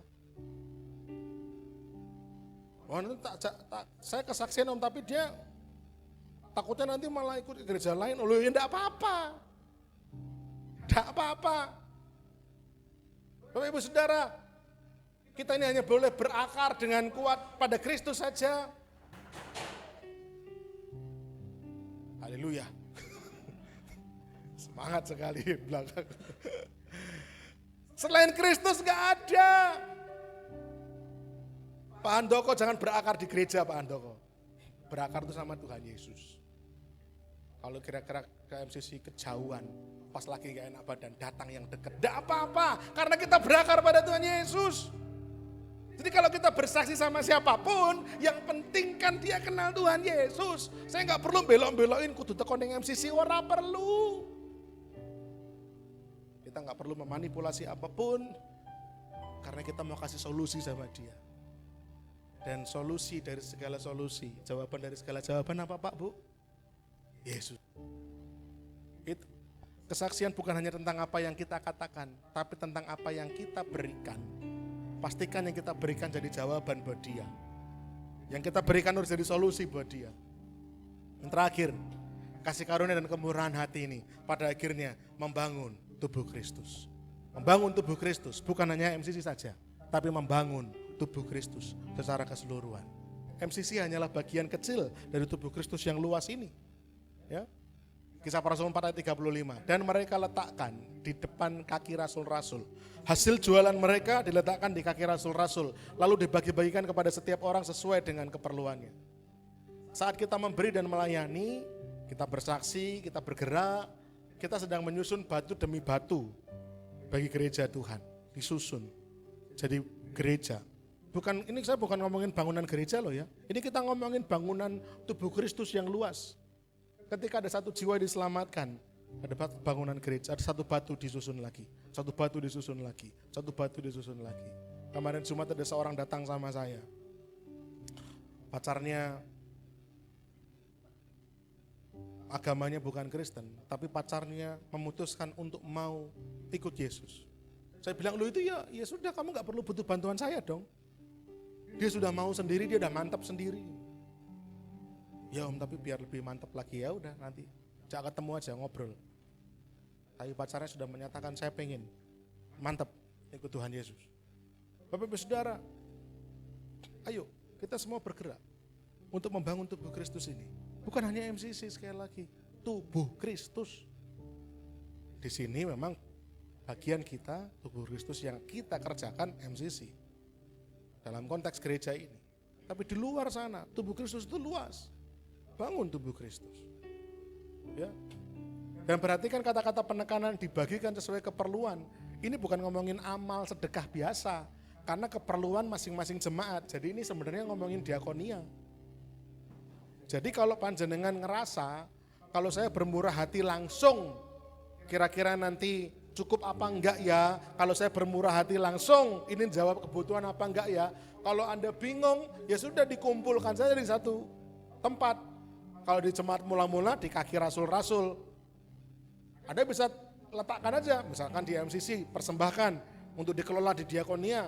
Misalkan Anda kenal satu lembaga yayasan panti asuhan anak-anak yang perlu ditolong, letakkan aja ke mereka yang mengelola, dibagikan. Kalau Anda nggak bisa bermurah hati langsung kepada seseorang, takut nanti cukup apa enggak dan segala macamnya, ada cara memberi yang lewat pengelolaan, lewat kaki rasul-rasul, dikelola, dibagi-bagi. Anda bisa memberi ke panti asuhan, ke gereja, ke apapun lembaga pelayanan misi. Mereka yang akan mengelolanya. Semuanya dipakai untuk apa? Membangun gerejanya, membangun tubuh Kristus. Jadi kasih karunia pada akhirnya mendorong kita untuk berbagi, bukan menuntut. Karena kalau menuntut, maka tubuh Kristus akan bisa hancur. Karena saling menuntut. Harusnya begini, harusnya begitu, kudune ngene, kudune ngono, enggak. Kasih karunia melatih kita untuk mencurahkan, untuk berbagi, untuk memberi. Dan kemurahan hati dapat dikerjakan sendiri atau juga dikerjakan secara kolektif. Langsung tadi diberikan ya oke, lewat kolektif bersama-sama juga boleh. Ya. Nah, perhatikan kalimat ini. Semangat kasih karunia tadi sebagai akar sumber kesaksian kita Dan juga semangat kemurahan hati, perwujudan kesaksian yang paling nyata, itu bukanlah sifatnya paksaan atau tuntutan. Tidak bisa. Saya berdiri di sini mengajarkan pada panjenengan semua, saya tidak bisa memaksa dan menuntut. Yang ada hanyalah saya membangkitkan dorongan. Saya nggak mau maksa, nggak mau nuntut. Bapak Saudara juga nggak boleh maksa dan nuntut orang lain. Kamu harus menjalankan kasih karunia, kamu harus bermurah hati, bukan paksaan tuntutan. Tapi kita melatih diri kita masing-masing. Apakah kita mampu mewujudkan kasih karunia, mewujudkan kemurahan hati? Ya.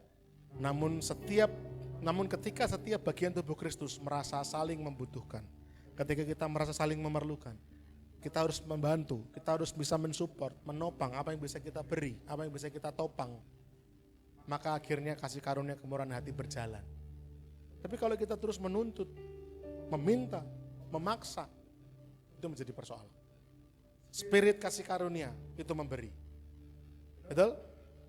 Allah memberikan kasih karunia. Spirit kemurahan hati itu memberi, bukan menuntut. Kasih karunia memberikan kita keberanian untuk bersaksi, dan kemurahan hati membuat kesaksian kita menjadi tidak terbantahkan. Jadi grace and generosity itu dua hal yang tidak bisa lepas dari kesaksian. Kasih karunia akar dari kesaksian kita. Kemurahan hati perwujudan terbaik daripada kesaksian kita. Mari kita terapkan untuk mengobarkan keberanian bersaksi, karena kita sadar kita ini limpah kasih karunia Allah. Ya, kemudian wujudkan kemurahan hati sebagai bukti nyata dari kesaksian kita. Dan pahami, terus rekam, ingat baik-baik, kasih karunia dan kemurahan hati itu pasti membangun tubuh Kristus, bukan malah menciderainya. Kalau kita sungguh-sungguh mau mempraktekkan kasih karunia dan kemurahan hati, pasti tubuh Kristus terbangun, bukan malah terluka. Saudara yang dikasih oleh Tuhan, pemain musik boleh maju ke depan. Saya mau tutup firman di siang hari ini. Beberapa waktu yang lalu ketika saya sedang nyetel playlist lagu rohani, saya lagi rindu untuk memuji menyembah Tuhan. Ketika sendirian, ketika merasa membutuhkan semangat. Manusia kadang-kadang semangat itu masih harus dipompa, harus didorong. Yang dorong siapa? Ya diri sendiri. Nunggu orang lain dorong kan kadang-kadang nggak didorong-dorong. Ya, harus bisa memotivasi diri sendiri. Saya setel lagu rohani, kemudian terputar satu lagu ini. Ini lagu lama sekali, bahkan lagu Kidung Jemaat. Tapi ketika lagu ini saya dengar, terus masuk ke telinga, air mata ini banjir, nggak berhenti-berhenti. Hanya bisa minta ampun sama Tuhan, dan ya Tuhan, saya sering lupa. Tuhan, minta maaf, minta ampun. Saya sering lupa. Dan mungkin panjenengan pun juga pernah mengalami fase-fase itu. Kita sering lupa betapa limpahnya kasih karunia Allah. Sampai-sampai hidup kita jadi akhirnya kering kerontang. Lagu ini bilang begini, di jalanku ku diiring oleh Yesus Tuhanku. Apakah yang kurang lagi jika Dia panduku? Di jalanku diiring oleh Yesus Tuhanku, apa yang kurang lagi jika Dia panduku? Bapak Saudara tahu pandu ya? Pandu itu dia berjalan di depan, pemimpinku, jika Dia pemimpinku. Diberi damai sorgawi asal imanku teguh. Selama masih ada iman, itu sudah lebih dari cukup. Uang kadang kita mepet gitu ya. Bahan makanan mepet gitu ya. Masalah numpuk gitu. Tapi selama yang satu ini ada, apa? Iman teguh. Nanti kita akan tetap baik-baik saja kok. Ya. Diberi damai sorgawi asal imanku teguh. Suka duka dipakainya untuk kebaikanku. Suka duka dipakainya untuk kebaikan. Selama saya berjalan ngiring Tuhan, saya ngiring Yesus, hanya tersisa iman yang teguh, ternyata itu lebih dari cukup. Kita bisa melihat baik suka maupun duka, kasih karunia Allah tetap melimpah. Ini semua dipakai untuk kebaikan saya, sehingga saya punya banyak stok cerita. untuk cerita kebaikan Tuhan, untuk cerita kasih sayang Tuhan. Bait yang kedua bilang begini, di jalanku yang berliku dihiburnya hatiku. Saat kita punya masalah, saat kita punya pergumulan, kita rasanya capek, jalan kok enggak lurus, jalan kok belok-belok, nabrak-nabrak, ternyata Tuhan hibur kita. Bila tiba pencobaan, dikuatkan imanku. Jika aku kehausan dan langkahku tak tetap, dari cadas di depanku datang air yang sedap. Dahsyat. Cadas itu batu. Saat aku kehausan, diberinya minum.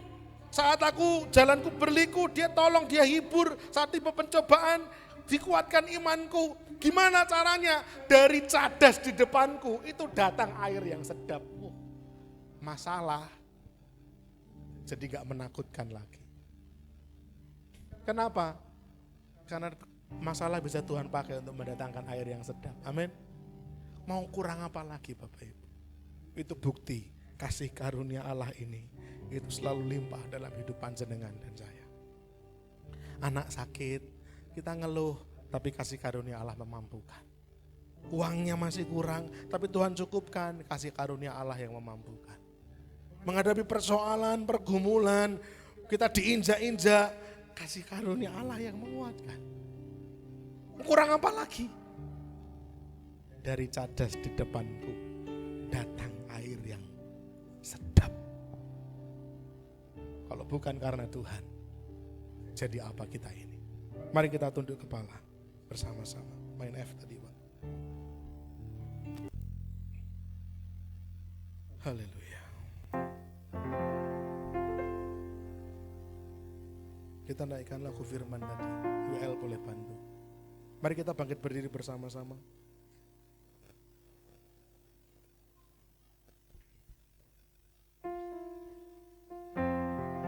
Bapak Saudara, kita naikkan lagu yang tadi. Sambil kita memandang pada kasih karunia Allah. Sambil kita memandang pada kebaikan Tuhan. Ku kagumi caramu mencintaiku. Kau ada di cerita proses hidupku. Di titik terendahku kau hadir untuk mengangkatku. Ku tahu kau tak menyerah akan hidupku. Ku kagumi caramu mencintaiku. Kau ada di cerita proses hidupku. Di detik terendahku kau hadir untuk mengangkatku. Ku tahu kau tak menyerah akan hidupku. Mari angkat tanganmu dan katakan, tak terbatas kuasa-Mu, tak terduga cara-Mu. Kau yang kuandalkan di setiap langkah hidupku. Tak terbatas, tak terbatas kasih-Mu, tak terduga cara-Mu. Kau yang ku percaya di segala musim hidup. Katakan tak terbatas, tak terbatas kuasa. Amin Tuhan. Tak terduga cara-Mu.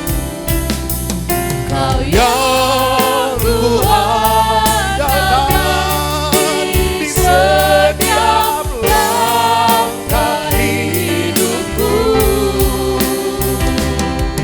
Tak terbatas kasih-Mu, tak terduga jalan-Mu.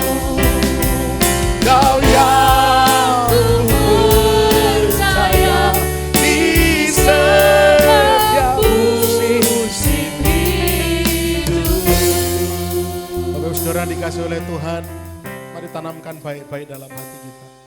Bahwa itu semua karena kasih karunia Allah. Kalau kita boleh bertahan sampai saat ini semata-mata karena Allah mengasihi kita.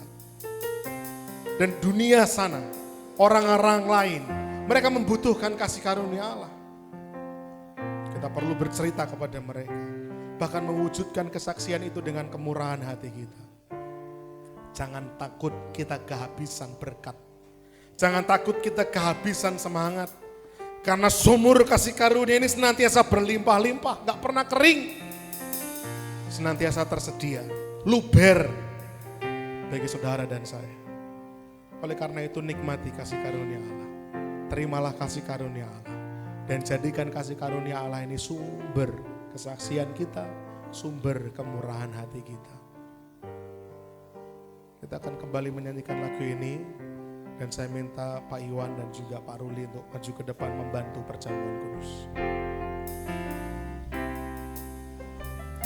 Tak terbatas kasih-Mu, tak terduga cara. Yes, makasih. Kau yang ku andalkan di setiap langkah hidupku. Tak terbatas kasih-Mu, tak terduga. Oh, Kau yang ku percaya. Terima kasih. Kau yang ku percaya, Kau yang ku percaya di segala musim hidup. Kau yang ku percaya, Kau yang ku percaya di segala musim hidup. Bapa di sorga, terima kasih untuk firman-Mu pagi hari ini. Mengajar kami tentang kasih karunia dan kemurahan hati. Kasih karunia sebagai pondasi, sebagai akar, sebagai sumber dari kesaksian kami. Dan kemurahan hati sebagai perwujudan yang paling nyata, wujud terbaik daripada kesaksian yang hidup.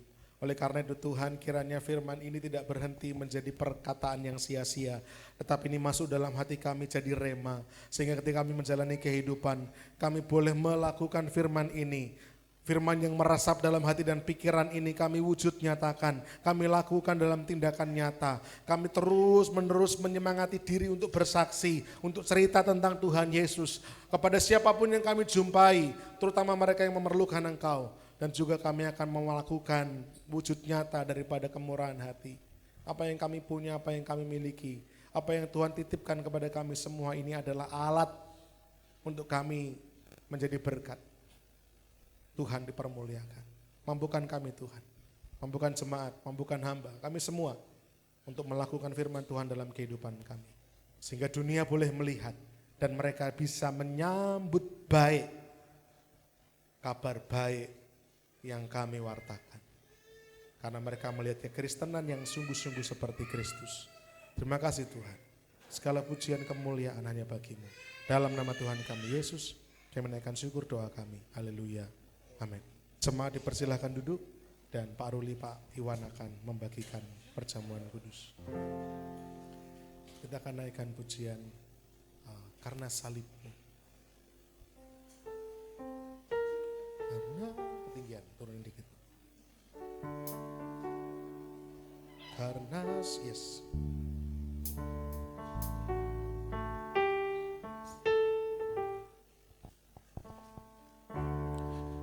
Karena salib-Mu ku hidup, karena salib-Mu ku menang.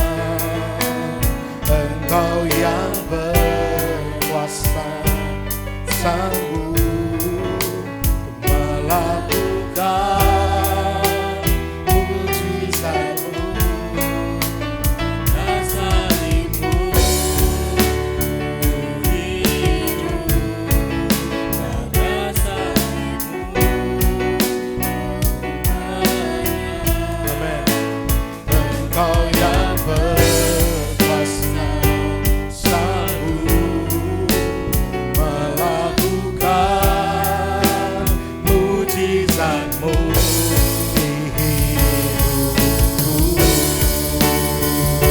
kita bangkit berdiri bersama-sama.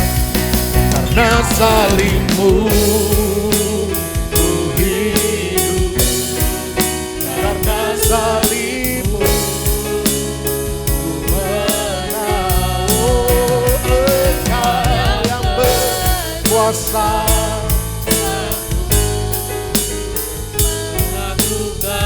ya,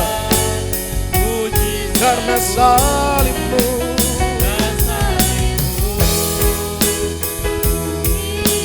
Amin. Karena salibmu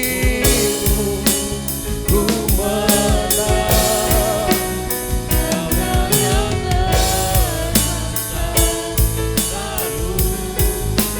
Melakukan mujizatmu di hidupku.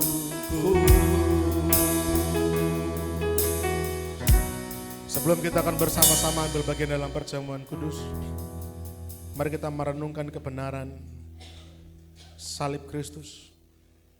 Bahwa salib adalah tempat di mana kasih yang terbesar dinyatakan untuk menghapuskan kejahatan terbesar. Kasih daripada Allah dinyatakan untuk menghapus kejahatan manusia. Sebelum kita akan ambil bagian dalam perjamuan kudus, datang kepada Tuhan mengaku dosa, mengucap syukur, agar kita dipandang layak dan berkenan di hadapan Tuhan. Dipersilahkan.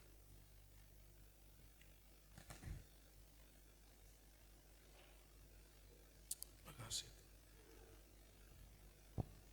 Oh, haleluya. Kasih-Mu besar bagi kami.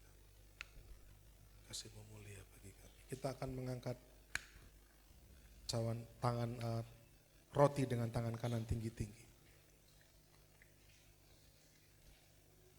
Sebenarnya kita adalah manusia yang berdosa.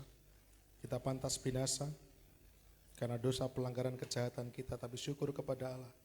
Karena begitu besar kasih Allah akan dunia ini sehingga Ia mengaruniakan putranya yang tunggal. Supaya barang siapa yang percaya kepada Yesus Kristus tidak binasa, melainkan beroleh kehidupan yang kekal. Dan itu adalah janji Tuhan yang iya dan amin, yang Bapak, Ibu, Saudara dan saya miliki dan tidak akan pernah hilang lenyap. Mari bersama-sama kita mengangkat roti dan dengarkan firman Tuhan. Sebab apa yang telah kuteruskan kepadamu telah aku terima dari Tuhan, yaitu bahwa Tuhan Yesus pada malam waktu Ia diserahkan, mengambil roti dan sesudah itu Ia mengucap syukur atasnya, Ia memecah-mecahkannya dan berkata, inilah tubuhku yang diserahkan bagi kamu. Perbuatlah ini menjadi peringatan akan aku.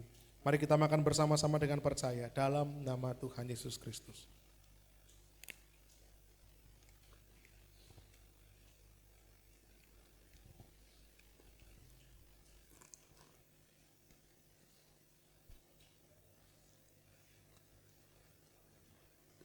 Terima kasih Tuhan. Kita angkat cawan anggur dengan tangan kanan tinggi-tinggi. Demikian juga Yesus mengambil cawan sesudah makan, lalu berkata, cawan ini adalah perjanjian baru yang dimeteraikan oleh darahku. Perbuatlah ini setiap kali kamu meminumnya, menjadi peringatan akan aku. Mari kita minum bersama-sama dengan percaya dalam nama Tuhan Yesus Kristus.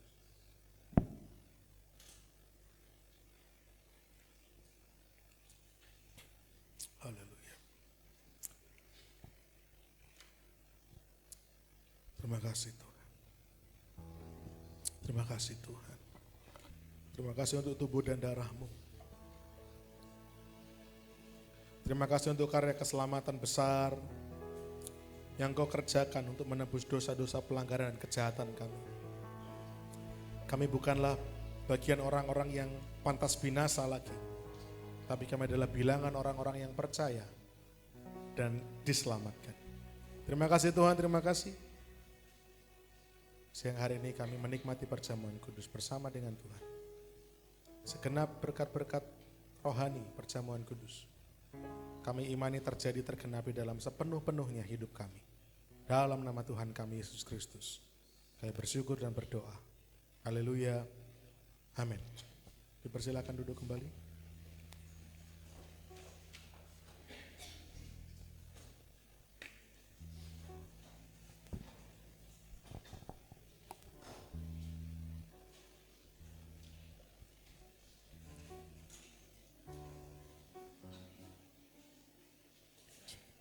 Puji Tuhan Bapak Ibu Saudara, kita sudah mendengarkan firman Tuhan pada pagi hari ini dan kita sudah melakukan perjamuan kudus. Sebentar kita akan memberikan persembahan untuk rumah Tuhan, nanti sekalian cawan yang tadi bisa dikembalikan ke depan. Kita mau berdoa terlebih dahulu, nanti Saudara Eko berdoa. Mari kita berdoa. Bapa, kami berterima kasih atas kemurahan hati untuk kami bisa berkumpul lagi di sini untuk memuji dan memuliakan nama-Mu. Terima kasih juga atas firman yang telah diberikan, dan sebentar kami akan memberikan persembahan untuk rumah yang kami rindukan, tempat ibadah. Kami serahkan padamu, kami percaya rencana-Mu akan selalu terbaik untuk kami. Kiranya Engkau berkati, dalam nama Tuhan Yesus kami sudah bersyukur. Haleluya, amin. Kita mau iringi dengan pujian Allah Sanggup.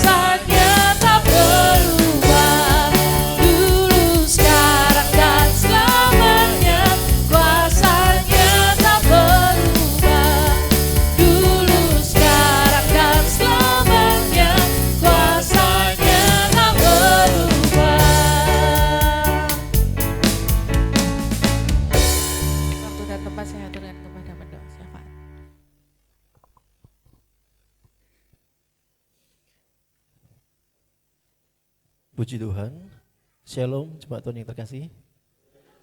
Kalau di awal tadi kita diajak untuk tersenyum setelah ibadah menerima firman Tuhan, saya ajak Bapak Saudara untuk tersenyum juga. Kasih senyum yang manis untuk kiri kanan Bapak Saudara. Firman Tuhan, haleluya. Mari kita akan bersama-sama doa syafaat. Kita akan tundukkan kepala.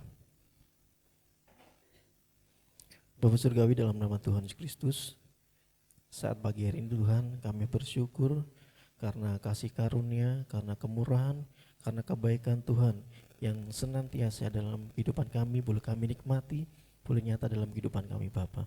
Kami bersyukur saat pagi hari ini kami boleh bersama-sama beribadah, bersekutu, memuji nama Tuhan, menyembah, terlebih kami boleh menerima firman-Mu Bapa. Bapak Surgawi, kami bersatu hati, kami berdoa untuk kelurahan Keratonan, di mana wilayah tempat kami beribadah saat ini Bapa. Biarlah Tuhan memberkati kelurahan Keratonan ini.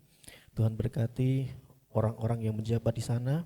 Biarlah dalam hikmat-Mu Bapa. Terima kasih Yesus, dan biarlah keberadaan kami ini menjadi berkat bagi wilayah Keratonan Bapa. Terima kasih Yesus. Kami juga berdoa untuk penata layanan Bapa. Kami berdoa untuk setiap pelayan Tuhan yang terlibat dalam ibadah-ibadah. Kami berdoa untuk tim pastoral, penatua, diaken.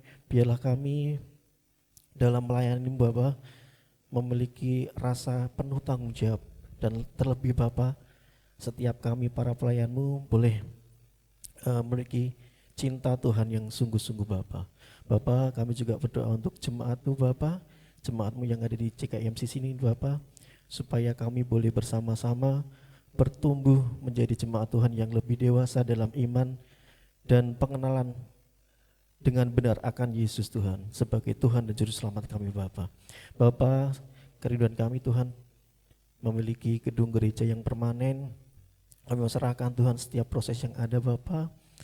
Biarlah Tuhan sendiri yang turun tangan dalam proses pendirian gedung gereja bagi kami Bapa, gedung baru bagi kami Bapa, untuk boleh kami nikmati dalam beribadah Bapa. Terima kasih Yesus. Kami berdoa juga untuk badan-badan misi yang bergerak dalam penginjilan, supaya diberikan kekuatan, kemampuan dalam menyampaikan Injil ke seluruh pelosok, bahkan ke seluruh dunia Bapa. Bapa, kami juga berdoa untuk bangsa negara kami Tuhan, yang mungkin saat ini banyak peristiwa intoleransi Bapa. Kami berdoa biarlah anak-anak Tuhan yang mengalami ini, Tuhan berikan kekuatan, Tuhan berikan penyertaan, perlindungan Bapa. Bapa, kami juga berdoa untuk orang-orang atau oknum-oknum yang melukai anak-anak Tuhan ini Bapa. Tuhan, gerakan biarlah Roh Kudus-Mu Bapa mengubah setiap hati mereka Bapa. Terima kasih Bapa. Doa yang tidak sempurna ini hanya kami serahkan di dalam nama-Mu Bapa. Di dalam nama Tuhan Kristus kami berdoa dan mengucap syukur. Haleluya. Amin. Baik Bapak Ibu Saudara, sebelum saya sampaikan mengenai kegiatan sepekan JKMCC, saya akan bacakan informasi laporan keuangan. Ada 3 nanti, kas MCC, perpuluhan, dan kas rumah Tuhan. Untuk kas MCC,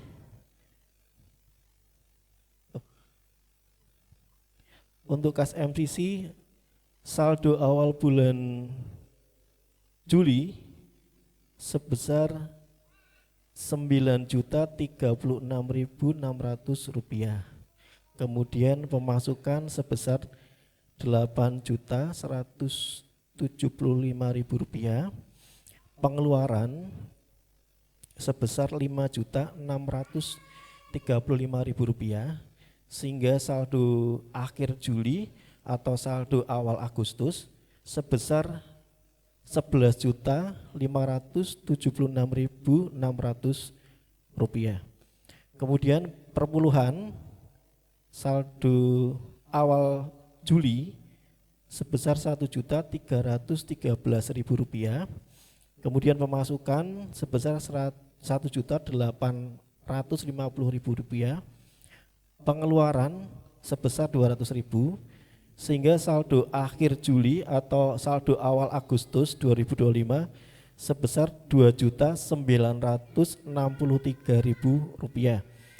Kemudian kas rumah Tuhan, pembangunan gereja, gedung gereja, saldo awal Juli sebesar Rp10.195.000. Kemudian pemasukan sebesar Rp802.000.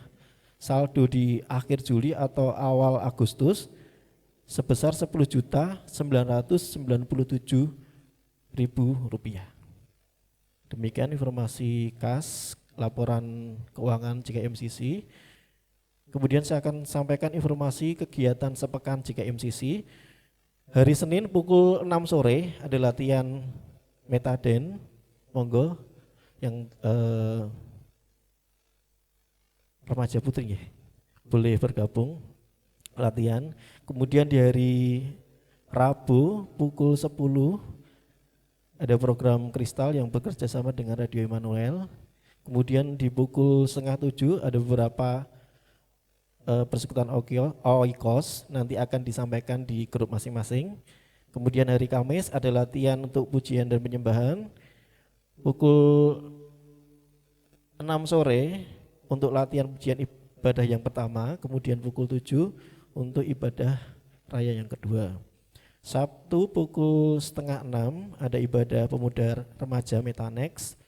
Kemudian hari Minggu nanti kita kembali lagi bertemu dalam ibadah raya yang pertama pukul 8 pagi, dan ibadah raya yang kedua pukul 5 sore, dan pukul 3 ada ibadah gereja anak Al-Fakid, dan nanti sore ibadah gereja anak pukul 3 di Maestro. Demikian informasi yang bisa disampaikan. Ada tambahan Pak Daniel? Terima kasih Om Lili untuk pengumumannya dan juga doanya. Kita akan akhiri ibadah kita pagi hari ini. Saya jemput Bapak Saudara, kita bangkit berdiri bersama-sama. Ya. Di nama Tuhan, kita akan berdoa. Bapa di sorga, terima kasih untuk berkat yang boleh kami terima pagi hari ini. Lewat puji-pujian, hati kami disegarkan, sukacita dan sejahtera limpah dalam hidup kami.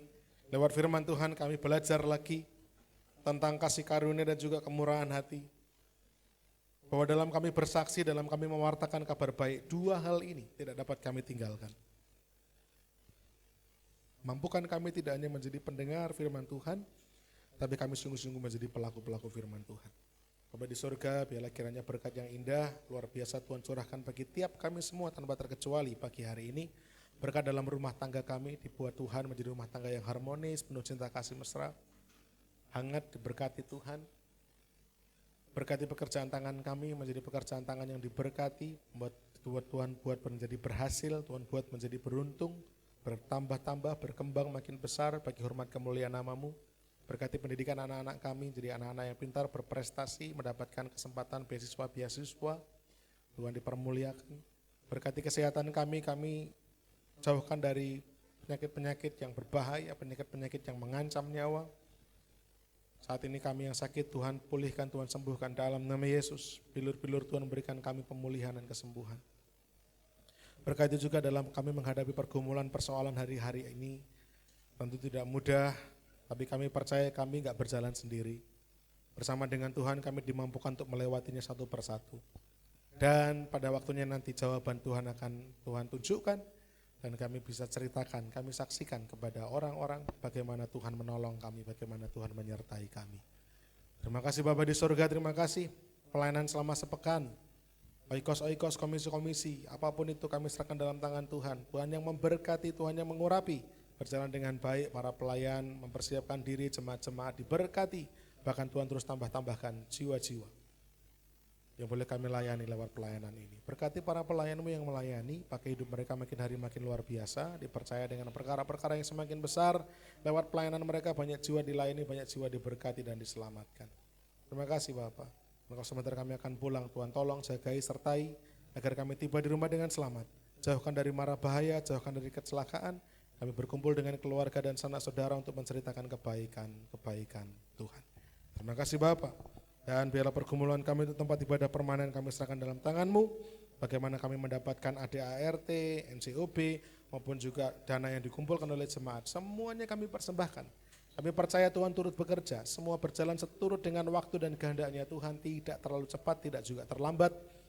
Kami berjalan bersama dengan Tuhan yang memampukan segala sesuatu. Terima kasih Bapak. Dan sebelum kami pulang bersama-sama kami akan terima berkat-berkat daripada-Mu. Oleh karena itu jemaat Tuhan yang terkasih, bukalah kedua tangan-Mu. Dengan iman dan juga dengan percaya terimalah berkat-berkat Tuhan. Kiranya Tuhan memberkati engkau dan juga melindungi engkau. Tuhan menyinari engkau dengan wajah-Nya, memberi engkau kasih karunia-Nya. Tuhan menghadapkan wajahnya kepada saudara dan memberi saudara damai sejahtera. Pergilah sebagai murid-murid Kristus dengan keberanian dari Tuhan, beritakan Injil-Nya, mengasihi jiwa-jiwa dengan kasih Kristus dan layani dengan kuat kuasa Roh Kudus. Dan biarlah kiranya berkat-berkat yang sempurna daripada Allah Bapa kita, cinta kasih, kemurahan, kasih sayang dari Tuhan kita Yesus Kristus, dan juga persekutuan bersama Allah Roh Kudus senantiasa dilimpahkan termaterai dalam hati kita semua tanpa terkecuali. Mulai siang hari ini sampai Maranatha, Tuhan Yesus datang kedua kalinya. Dalam nama Tuhan kami Yesus Kristus, kami menaikkan syukur doa kami. Haleluya. Amin. Bila engkau tak besertaku, Ku tak mau berjalan, ku perlu Tuhan, pimpin langkahku dengan kasih karunia-Mu.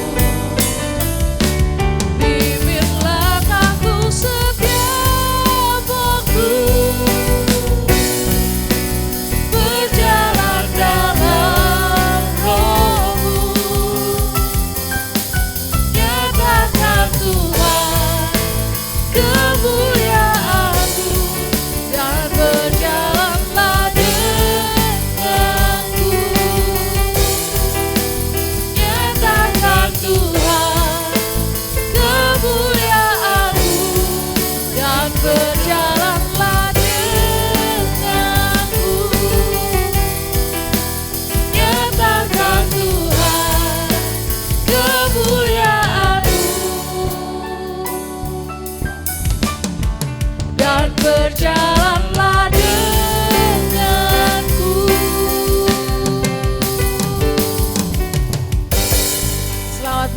Tuhan Yesus memberkati.